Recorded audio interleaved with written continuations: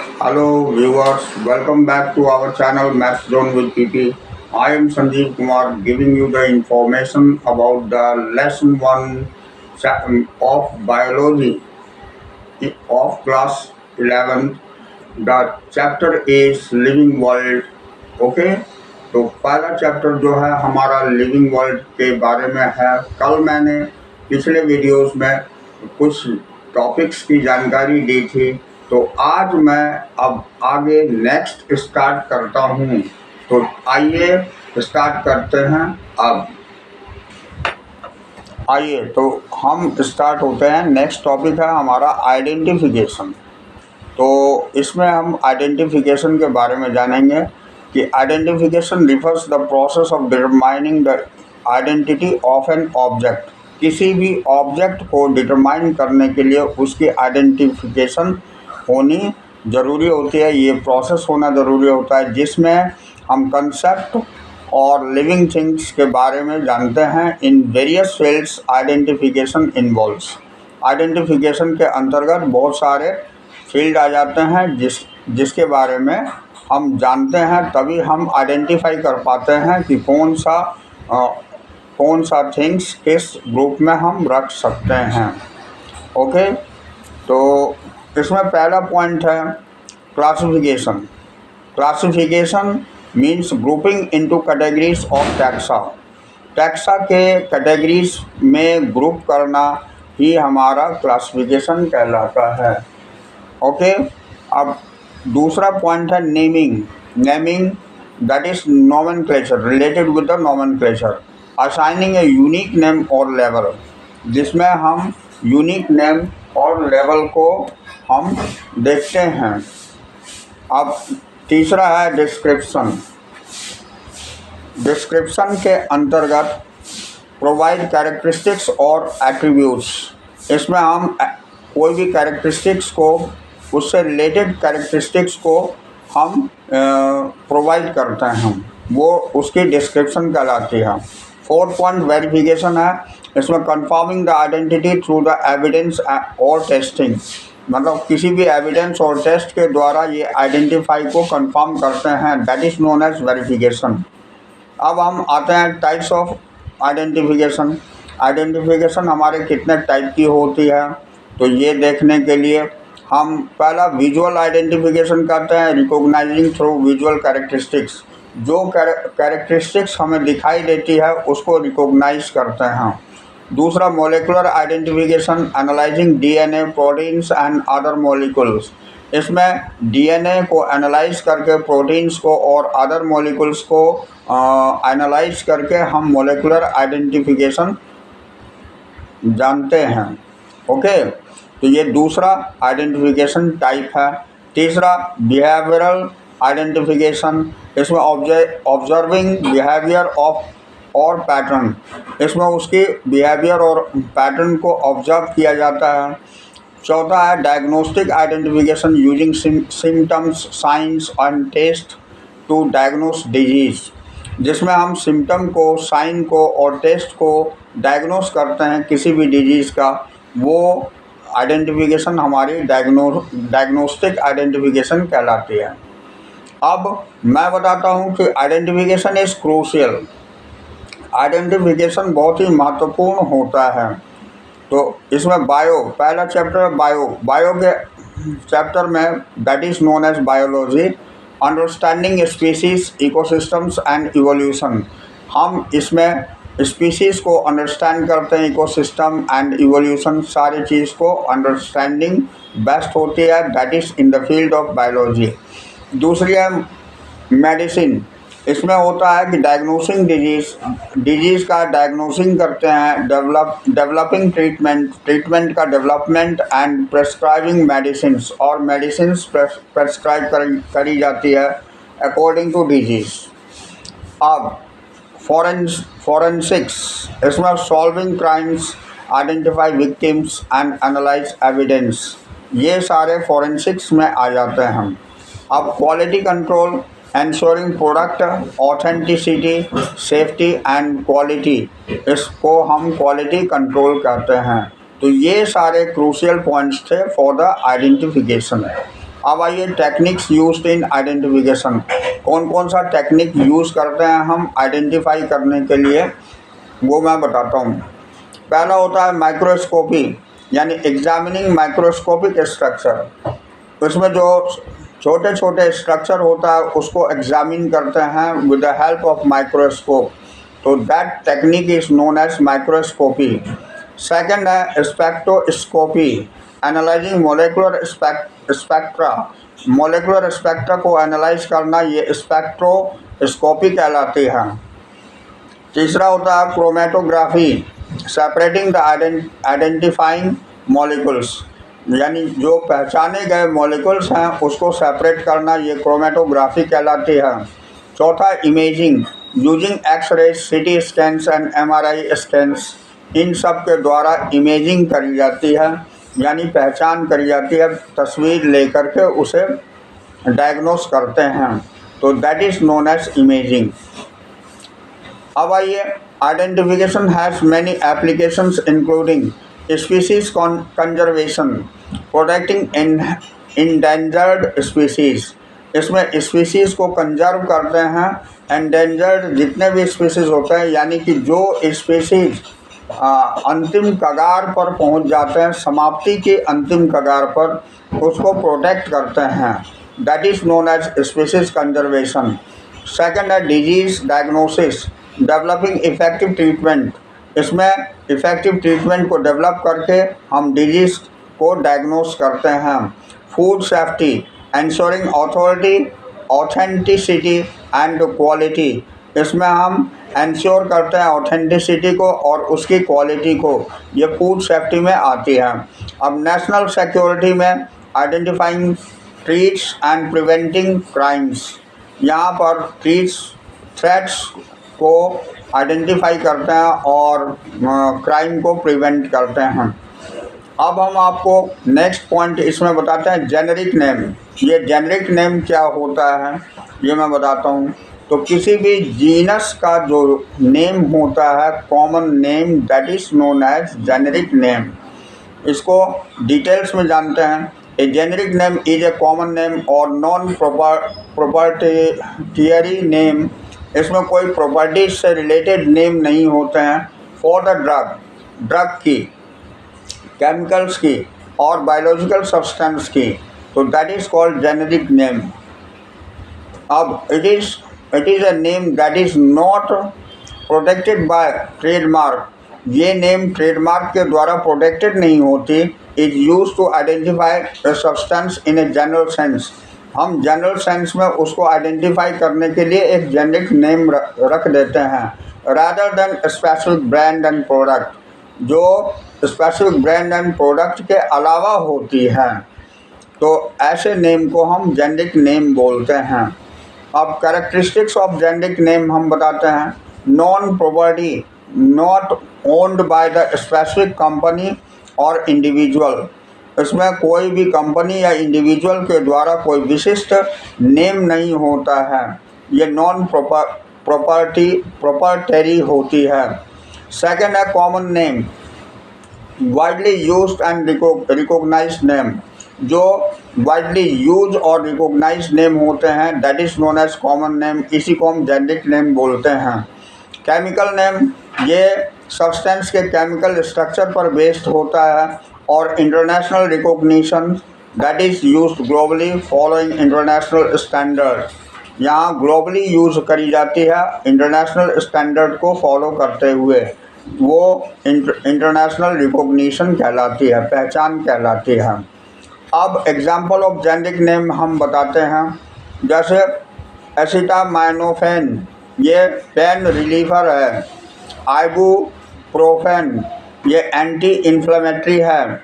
Aspirin, pain reliever है।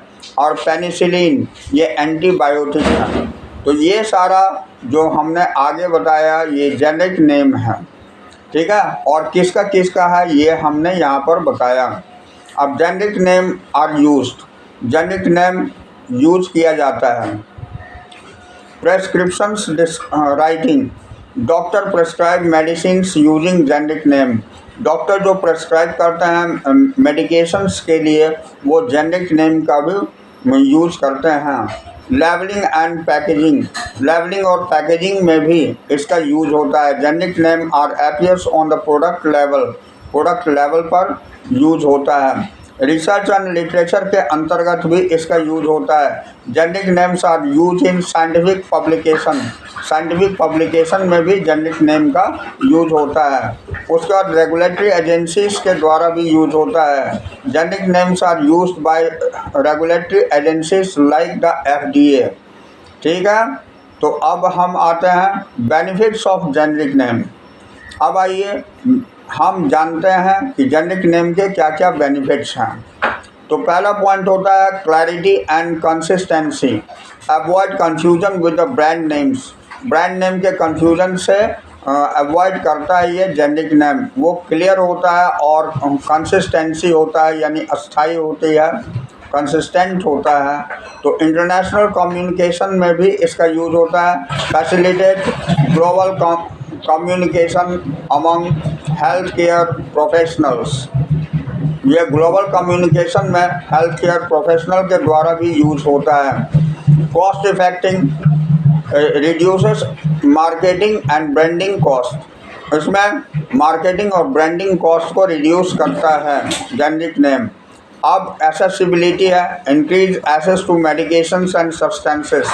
Medication and substances में भी ये इंक्रीज करता है, एक्सेसिबिलिटी बढ़ाता है। अब हम स्पेसिफिक एपिथेट पढ़ते हैं। This one is very important topic for the biology. तो स्पेसिफिक एपिथेट हम किसे कहते हैं, ये देखिए जानते हैं। इन बाइनोमियल नोमेनक्लेचर, जैसा कि हम ऊपर में बताए थे कि नोमेनक्लेचर बाइनोमियल होती है। The specific epithet also known as specific name, ये स्पेसिफिक नेम के रूप में जाना जाता है, विशिष्ट नाम होता है।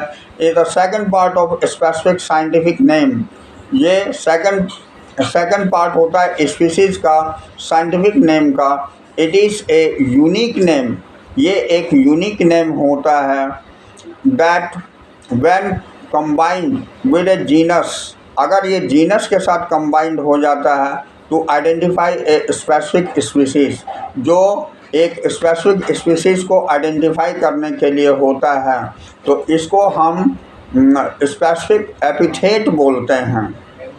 अब आइए कैरेक्टरिस्टिक्स ऑफ स्पेसिफिक एपिथेट के अंतर्गत पहला पॉइंट है unique. Each species has unique specific epithet.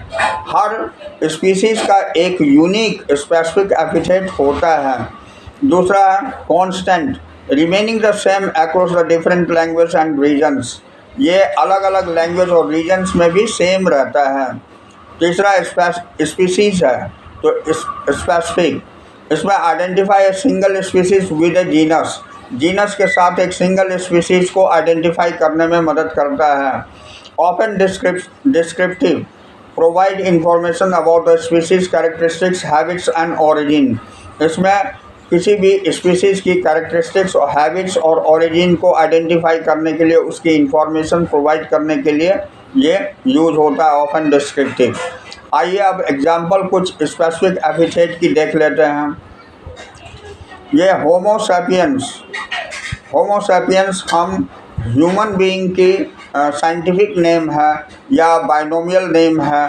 होमो हमारी जीनस की नेम है और सैपियंस हमारी स्पीसीज़ की नेम है। वही यहाँ क्लियर किया गया, जीनस इसमें होमो है, स्पेसिफिक एपिथेट सैपियंस है। दूसरा होता है फेलिस कैटस, इसमें जीनस फेलिस है और स्पेसिफिक एपिथेट कैटस है। तीसरा है क्वार्कस रोवर, इसमें जीनस क्वार्कस है और स्पेसिफिक एपिथेट रोवर है। जैसे सबसे पहले मैं स्टार्टिंग में बताया था मैंगो का होता है, मैंगो जो कि आपको एक फ्रूट है, तो मैंगो का होता है मैंजीफेरा इंडिका। तो मैंजीफेरा जो है ये जीनस का नाम है और इंडिका ये स्पेसिफिक एपिथेट है। तो आइए हम specific epithet are used to, कहाँ यूज होती है ये मैं बताता हूँ। तो डिस्टिंग्विश बिटवीन स्पीसीज, स्पीसीज में अंतर करने के लिए होता है। With in the same genus, अगर एक ही जीनस में दो अलग अलग स्पीसीज है तो उसके लिए स्पेसिफिक एपिथेट का यूज होता है। अब दूसरा, जैसे प्रोवाइड इंफॉर्मेशन, ये आपको इंफॉर्मेशन प्रोवाइड करता है about the species characteristics and origin. ये आपको किसी भी स्पीसीज की कैरेक्टरिस्टिक्स और ओरिजिन को प्रोवाइड करता है, इसके बारे में इंफॉर्मेशन प्रोवाइड करता है। तीसरा, facilitate communication among the scientist and researcher, के बीच में कम्युनिकेशन को फैसिलिटेट करता है, सुलभ बनाता है। एंश्योर एक्यूरेसी, इसमें एक्यूरेसी को एंश्योर करने के लिए भी स्पेसिफिक एपिथेट का यूज़ किया जाता है। स्पेसिफिक एपिथेट जनरली हम जीनस को आइडेंटिफिकेशन करने के लिए स्पेसिफिक एपिथेट का यूज़ करते हैं, उसी को ही, जीनस को ही हम स्पेसिफिक एपिथेट बोलते हैं। तो आइए, टाइप्स ऑफ स्पेसिफिक एपिथेट में पहला होता है descriptive, based on the physical characters, physical character पर बेस्ड होता है, दैट इज कलर, शेप, यानी जो एक्सटर्नल स्ट्रक्चर होते हैं उसको आइडेंटिफाई करते हैं, वो डिस्क्रिप्टिव में करते हैं। ज्योग्राफिक में होता है based on the species origin and distribution, इसमें स्पीसीज जो है किस ओरिजिन से, कहाँ से इसका डिस्ट्रीब्यूशन होती है, वो ज्योग्राफिक में आती है। तीसरा है honorary, name after the person और प्लेस, अगर किसी आदमी के नाम से या किसी प्लेस के नाम से होता है तो वो ऑनरेरी कहलाती है। चौथा, ऑनरेरी स्पेसिफिक एपिथेट। अब कॉम्बिनेशन, इसमें एक कॉम्बिनेशन ऑफ अबव टाइप, सारे टाइप की कॉम्बिनेशन ये कॉम्बिनेशन के अंतर्गत आ जाती है।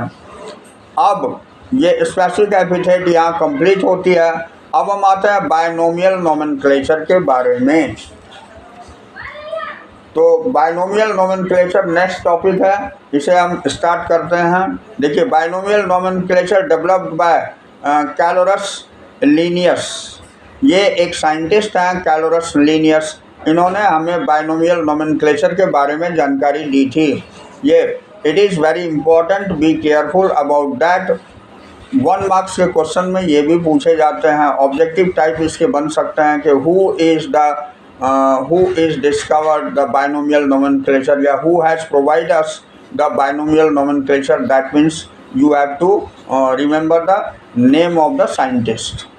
Okay, includes specific name in Latin, ये specific name को लैटिन में इंक्लूड किए, एंड इटैलिक फॉर्मेटिंग, और इसे इटैलिक फॉर्मेटिंग में, इटैलिक में लिखा जाता है। Here's a breakdown. Genus name always capitalised, genus name हमेशा कैपिटल में होती है। लैटिनाइज्ड, डेराइव्ड फ्रॉम लैटिन और ग्रीक, ये लैटिनाइज्ड जो होता है ये आपको लैटिन और ग्रीक वर्ड से डेराइव्ड होती है। Italicised, that means printed in italics, italics में ये प्रिंटेड होती है। अब स्पेसिफिक एपिथेट में क्या है, नॉन कैपिटलाइज्ड, दूसरा नाम जो होता है वो कैपिटल में नहीं होता है। लैटिनाइज्ड, डेराइव्ड फ्रॉम लैटिन और ग्रीक से ही ये भी डेराइव्ड होती है। Italicised, that means printed in italics, ये भी इटैलिक्स में प्रिंटेड होती है। ठीक है, जैसे एग्जाम्पल में होमो सैपियंस, होमो सैपियंस जो होता है, एग्जाम्पल इसकी होमो सैपियंस है। तो होमो सैपियंस, होमो जीनस नेम है, इज कैपिटलाइज्ड एंड इटैलिसाइज्ड, ये कैपिटल में होता है और इसको इटैलिक्स में लिखा जाता है। एंड सैपियंस, ये स्पेसिफाइड, ये स्पेसिफिक एपिथेट है, इज़ नॉट कैपिटलाइज्ड, ये कैपिटल में नहीं होती है लेकिन इटैलिक्स में होती है। ये दोनों नेम इटैलिक्स में लिखे जाते हैं, पहला जो है कैपिटल लेटर से लिखा जाता है जो जीनस के नेम होते हैं, और दूसरा जो है वो स्पीसीज के नेम होते हैं, वो भी इटैलिक्स में लिखा जाता है लेकिन शॉर्ट लेटर से स्टार्ट होती है। तो ये होमो सैपियंस एक एग्जाम्पल बताया। This formatting help distinguish the genus and specific epithet, यही फॉर्मेट जो है हमें जीनस और स्पीसीज को अलग अलग करके जानकारी देने के लिए पर्याप्त होता है। Making it clear and concise, ये बिल्कुल क्लियर और कॉन्साइज होती है। The use of Latin and italics formatting also provide a universal language for scientific communication. ये लैटिन और इटैलिक्स वर्ड जो है ये हमारा प्रोवाइड करता है यूनिवर्सल लैंग्वेज के रूप में, जिससे कि साइंटिफिक कम्युनिकेशन में आसान हो जाए, और ट्रांसेंडिंग लैंग्वेज बैरियर्स, जिससे कि लैंग्वेज की प्रॉब्लम नहीं हो। तो आइए अब some example of biological nomenclature देखते हैं।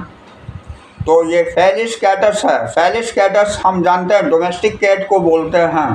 तो पहला फेलिस जो है ये जीनस का नाम है और ये कैटस स्पीसीज का नाम है। दूसरा क्वेरकस रोवर, ये इंग्लिश ओक है, इसका ये साइंटिफिक नेम है। तीसरा है एस्केरिस्टिया कोलाई, ये बैक्टीरियम का नाम है। तो आइए यहाँ पर ये कंप्लीट होती है हमारा पॉइंट बाइनोमियल नोमेनक्लेचर। अब हम आते हैं क्लासिफिकेशन में। तो क्लासिफिकेशन क्या होती है इसके बारे में डिटेल जानते हैं हम। Classification is the process of grouping object. ये किसी भी ऑब्जेक्ट को ग्रुप करने के लिए क्लासिफिकेशन करते हैं, उसके कंसेप्ट और living things into category based on their characteristics. वो उसके कैरेक्टरिस्टिक्स के आधार पर हम उसको कैटेगराइज करते हैं और ग्रुप करते हैं, ग्रुप में रखते हैं। वो process according to their features and attributes it involves. ये सारी चीज़ हमारी क्लासिफिकेशन के अंतर्गत होती है। अब आइए इसके बारे में हम जानते हैं आइडेंटिफिकेशन। सबसे पहले उसकी पहचान करी जाती है कि recognise the characteristics of an object और कंसेप्ट। सबसे पहले उसकी कैरेक्टरिस्टिक्स को रिकॉग्नाइज करते हैं। उसके बाद कैटेगराइजेशन, ग्रुप सिमिलर ऑब्जेक्ट्स और कंसेप्ट टुगेदर। सिमिलर ऑब्जेक्ट्स को एक ग्रुप में रखते हैं, वो कैटेगराइजेशन कहलाती है। तीसरा हिरार्की है, ऑर्गेनाइजिंग कैटेगरीज इनटू ए हिरार्कियल स्ट्रक्चर। उसको एक सीक्वेंस में हम लोग रखते हैं, वो हिरार्की कहलाती है। अब टाइप्स ऑफ क्लासिफिकेशन मैं बताता हूँ। पहला होता है taxonomic classification, grouping living things into categories. अगर किसी लिविंग थिंग्स को ग्रुप करते हैं हम कैटेगरीज में तो वो टैक्सोनॉमिकल क्लासिफिकेशन कहलाती है। एग्जाम्पल है जैसे स्पीसीज, जीनस, फैमिली, इस तरह की कैटेगरीज में हम रखते हैं। दूसरा है कैटेगोरियल क्लासिफिकेशन, ग्रुपिंग ऑब्जेक्ट और कंसेप्ट इनटू कैटेगरी। जैसे किसी ऑब्जेक्ट या किसी कंसेप्ट को हम कैटेगरी में रखते हैं तो वो कैटेगोरियल क्लासिफिकेशन कहलाती है। एग्जाम्पल इसका एनिमल्स, प्लांट, मिनरल्स, ये सारे अलग अलग हैं, तो इसको ग्रुप करना ये कैटेगोरियल क्लासिफिकेशन कहलाता है। तीसरा न्यूमेरिकल क्लासिफिकेशन, ग्रुपिंग ऑब्जेक्ट और concept based on the numerical value. ये न्यूमेरिकल वैल्यू के आधार पर ग्रुप करना किसी भी ऑब्जेक्ट को या किसी कंसेप्ट को, ये न्यूमेरिकल क्लासिफिकेशन कहलाती है। जैसे एग्जाम्पल में टेम्परेचर एंड साइज है। अब आइए क्लासिफिकेशन इज यूज्ड इन, कहाँ कहाँ क्लासिफिकेशन यूज होती है ये हम जानते हैं। तो सबसे पहला ये बायोलॉजी है। तो group living things into species, genera and higher categories. अगर हम किसी लिविंग थिंग्स को स्पीसीज, जेनरा और उसके ऊपर की कैटेगरीज में रखते हैं तो ये क्लासिफिकेशन होती है in the field of biology. अब दूसरा है लाइब्रेरी साइंस। लाइब्रेरी साइंस में भी क्लासिफिकेशन करी जाती है to organise books and resources using Dewey decimals और लाइब्रेरी ऑफ ये कांग्रेस सिस्टम। इसमें भी क्लासिफिकेशन करके हम बुक्स को कैटेगरी में बांट करके उस आधार पर लाइब्रेरी साइंस में इसका यूज़ करते हैं। तीसरा है कंप्यूटर साइंस में भी क्लासिफिकेशन की यूज होती है to group data into category for efficient storage and retrieval. हम डाटा को अलग अलग कैटेगरीज के आधार पर उसको ग्रुप कर देते हैं और उसके रिट्राइवल के स्टोरेज और रिट्राइवल के लिए हम कंप्यूटर साइंस में क्लासिफिकेशन का यूज़ करते हैं। चौथा है मार्केटिंग। मार्केटिंग के फील्ड में भी क्लासिफिकेशन का यूज होता है। The segment customers into target groups based on the demographic और बिहेवियर, उसके डेमोग्राफिक और बिहेवियर के आधार पर हम सेगमेंट्स कस्टमर को टारगेट करके उसका ग्रुप करते हैं। तो ये मार्केटिंग में भी क्लासिफिकेशन का यूज है। अब बेनिफिट्स ऑफ क्लासिफिकेशन, क्लासिफिकेशंस का बेनिफिट क्या होता है ये मैं बताता हूँ, ठीक है। तो आइए, कॉमन क्लासिफिकेशन सिस्टम में लीनियन टैक्सोनॉमी, ये हमारी बायोलॉजी के क्षेत्र में होता है। डेवरी डेसिमल सिस्टम्स, ये लाइब्रेरी साइंस के क्षेत्र में होता है। लाइब्रेरी ऑफ कांग्रेस क्लासिफिकेशन, ये भी लाइब्रेरी साइंस में होता है। और इंटरनेशनल क्लासिफिकेशन ऑफ डिजीज, ये मेडिसिन के क्षेत्र में होता है। तो इतने कॉमन क्लासिफिकेशन सिस्टम्स होते हैं। अब आइए हम टैक्सोनॉमी के बारे में पढ़ते हैं। तो टैक्सोनॉमी हम किसे कहते हैं, ये देखिए, इसके बारे में डिटेल्स दिया हुआ है कि टैक्सोनॉमी ये दो वर्ड से बना है। पहला ग्रीक वर्ड है टैक्सिस, मीनिंग अरेंजमेंट। टैक्सिस का मीनिंग अरेंजमेंट होता है, ये ग्रीक वर्ड है। एंड नोमोस मीनिंग लॉ, और नोमोस का मतलब लॉ होता है। तो अरेंजमेंट का जो लॉ होता है वो हमारी टैक्सोनॉमी कहलाती है, सिंपल वे में। यहाँ पर बताया गया है कि taxonomy is the science of classifying living things into group based on their shared characteristics and evolutionary relationship. यानी टैक्सोनॉमी क्लासिफिकेशन का ही वो साइंस है लिविंग थिंग्स का, जो कि इसको लिविंग थिंग्स को ग्रुप में अकॉर्डिंग टू उसके कैरेक्टर के आधार पर और इवोल्यूशनरी रिलेशनशिप के आधार पर अरेंज किया जाता है, वो हमारी टैक्सोनॉमी कहलाती है। यानी taxonomy is the study of classification of living things, ये लिविंग थिंग्स के क्लासिफिकेशन की स्टडी ही हमारी टैक्सोनॉमी कहलाती है।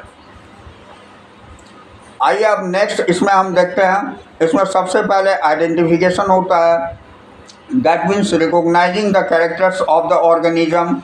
इसमें किसी भी ऑर्गेनिज्म के कैरेक्टर्स को रिकॉग्नाइज करते हैं। दूसरा होता है classification, grouping organism into category, category में हम ग्रुप करते हैं, ठीक है, जिसको हम टैक्सा बोलते हैं। और तीसरा होता है नॉमेनक्लेचर, या असाइनिंग नेम टू टैक्सा, किसी टैक्सा के नेम को हम रखते हैं according to standardise rule, standardise rule के आधार पर। तो टैक्सोनॉमी रैंक होता है, टैक्सोनॉमी में क्या क्या रैंक होते हैं, क्या क्या सिस्टम्स होता है, वो मैं बताता हूँ। पहला है डोमेन, दूसरा है किंगडम, तीसरा है फाइलम, चौथा है class, order, family, genus, species. तो यहाँ पर 8 जो है रैंक होते हैं इसके, लेकिन हमें जनरली 11th क्लास में और अदर फर्दर क्लास में 12th क्लास तक हमें किंगडम से स्टार्ट किया गया है। तो kingdom, phylum, class, order, family, genus, species, ये सारे क्लासिफिकेशन के रैंक हैं। अब आइए टैक्सोनॉमी हम कहाँ यूज़ करते हैं ये मैं बताता हूँ। तो पहला है biology, to understand evolutionary relationship and biodiversity. हमें इवोल्यूशनरी और बायोडाइवर्सिटी के बीच रिलेशनशिप को समझने में आसान करता है बायोलॉजी में।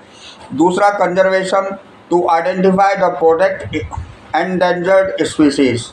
इसमें हम आइडेंटिफाई करते हैं एंडेंजर्ड स्पीसीज की, कहने का मतलब जो स्पीसीज अब लुप्त होने की अवस्था में आ गई है उसको आइडेंटिफाई करने में आसानी होती है।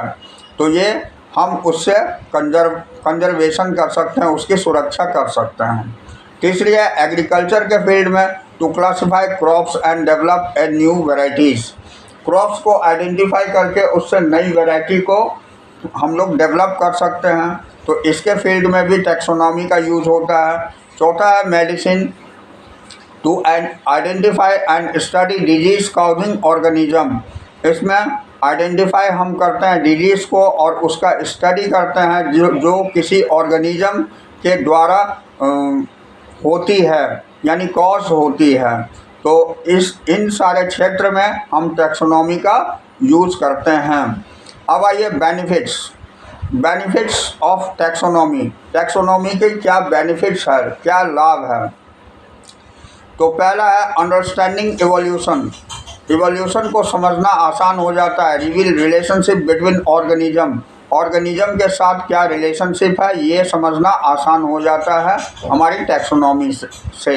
ये पहला बेनिफिट है टैक्सोनॉमी का। दूसरा communication, providing N universal language for scientist, scientist के लिए एक यूनिवर्सल लैंग्वेज प्रोवाइड करता है, ये दूसरा बेनिफिट है। तीसरा आइडेंटिफिकेशन है, enable and accurate identification of organism, organism का एक बहुत ही परफेक्ट और आइडेंटिफिकेशन हो जाती है। चौथा है conservation, inform conservation efforts to policy decision, किसी भी पॉलिसी डिसीजन में हम कंजर्वेशन को इन्फॉर्म करने के लिए होता है, इसलिए यह कंजर्वेटिव होता है। तो these are the 4 benefits. Now taxonomic tool and methods, ये जानना बहुत ज़रूरी है कि टैक्सोनॉमी की टूल क्या क्या होती है और क्या क्या इसके मेथड होते हैं।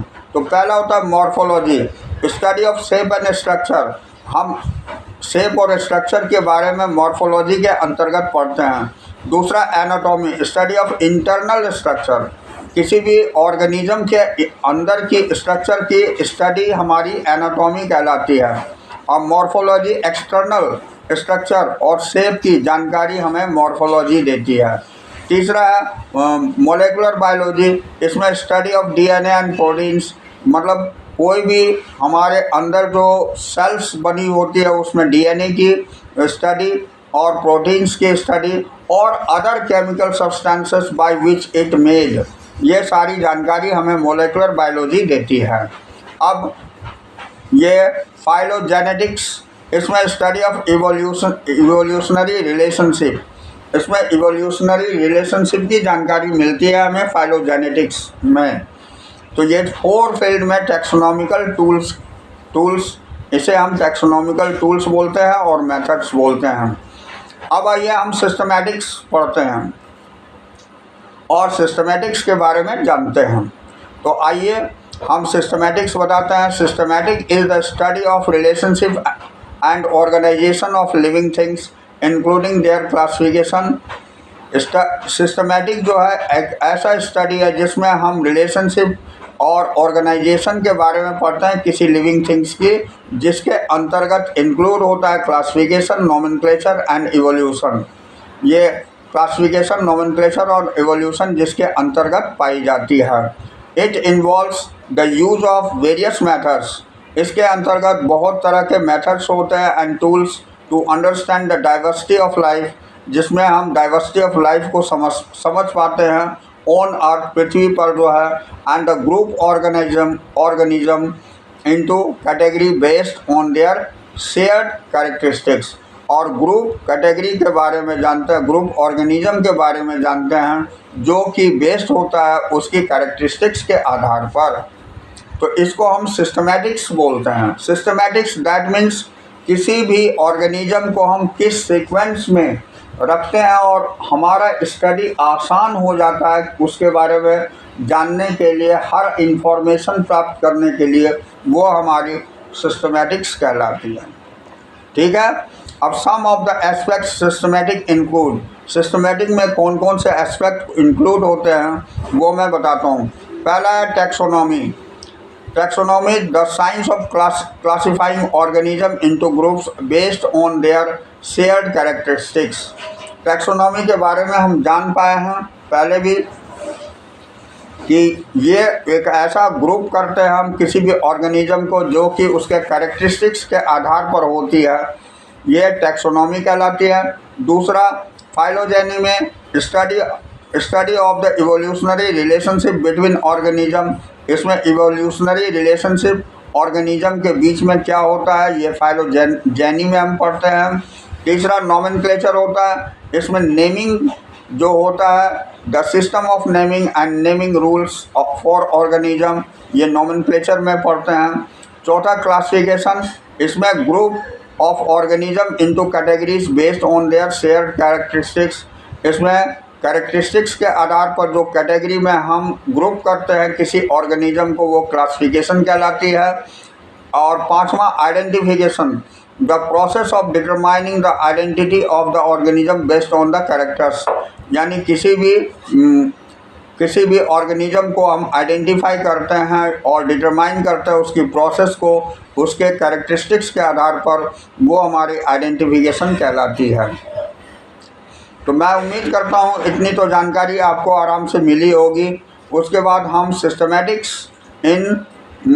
Systematics in importance of various field such as ये जैसे बायोलॉजी है, तो बायोलॉजी में हम to understand the variety diversity of life and the relationship between organism, biology के अंतर्गत डाइवर्सिटी ऑफ लाइफ के बारे में पढ़ते हैं और रिलेशनशिप किसी भी ऑर्गेनिज्म की जो होती है वो पढ़ते हैं। Ecology, to understand the interaction between the organism and their environment, environment के साथ किसी भी ऑर्गेनिज्म का जो इंटरेक्शन होता है वो इकोलॉजी में पढ़ते हैं। तीसरा इवोल्यूशनरी बायोलॉजी होता है, इसमें to understand the process that have shaped in the diversity of life, इसमें वो प्रोसेस आती है जो कि हमारे डाइवर्सिटी ऑफ लाइफ में शेप करता है, तो वो इवोल्यूशनरी बायोलॉजी कहलाती है। चौथा है कंजर्वेशन बायोलॉजी, तो इसमें to identify the protect endangered species, इसमें जो लुप्त होने की अवस्था में जो स्पीसीज आ जाती है उसको हम लोग इस कंजर्वेटिव बायोलॉजी में पढ़ते हैं। और पांचवा है agriculture, to understand the relationship between crops and their pests and diseases, इसमें हम किसी भी एग्रीकल्चर के अंतर्गत क्रॉप्स और पेस्ट के बारे में जो संबंधित होता है वो हम जानते हैं। Some of the tools and methods used in systematics, इसके अंतर्गत कुछ टूल्स दिए हुए हैं, यहाँ हम उसकी जानकारी लेते हैं। तो मॉर्फोलॉजी है, the study of shape and structure of organism, ये एक्सटर्नल शेप और एक्सटर्नल स्ट्रक्चर की जानकारी लेते हैं। एनाटॉमी में इंटरनल शेप और इंटरनल स्ट्रक्चर की जानकारी हम लेते हैं। मोलेकुलर बायोलॉजी में वो किस मॉलिक्यूल्स की बनी हुई होती है उसके कैरेक्टरिस्टिक्स के बारे में जानते हैं। अब फाइलोजेनेटिक में हम ये एनालाइज करता है टू यूज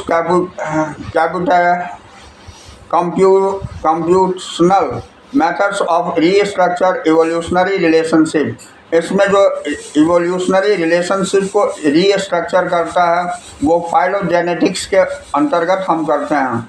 अब पांचवा DNA sequencing, the determining the order of molecules in the organisms DNA के अंतर्गत जो भी ऑर्गेनिजम्स के न्यूक्लियोटाइड्स की जो अरेंजमेंट होती है उसके बारे में जानते हैं। तो मैं उम्मीद करता हूँ यहाँ तक तो आप लोग सारी टर्म से वाकिफ़ हो गए होंगे, सारे पॉइंट से वाकिफ़ हो गए होंगे। और मैं आज यहीं पर आज की वीडियो फिनिश करता हूँ। नेक्स्ट जो टॉपिक्स है वो हम नेक्स्ट वीडियो में क्लियर करेंगे। That's all for today.